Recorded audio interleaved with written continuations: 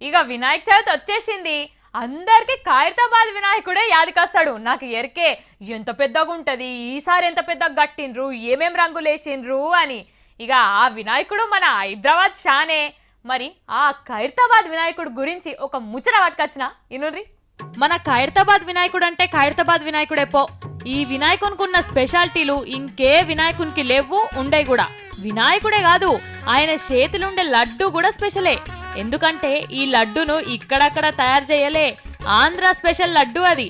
పశ్చిమ గోదావరి జిల్లాలున్న తాపేశ్వరంలా ఇది తయారైంది. సురచి ఫుడ్స్ కంపెనీలు రాత్రనక పగలనక బాగా కష్టపడి రుచిగా తయారు చేసి మన ఖైరతాబాద్ కు పంపుతారట.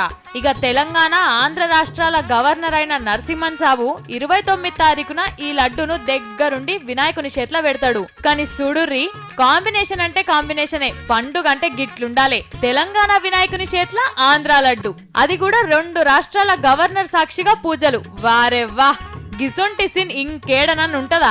ఖైరతాబాద్ గణేశుని స్పెషాలిటీ అంటే గిదే. అన్నట్టు ఇంకో మాట, జర్రంతా మీరు మట్టి గణపతులకే పూజలు చెయ్యుండ్రి. ఇండ్లల్లా మండపాలల్లా అవిటినే నిల్చోబెట్టుర్రి.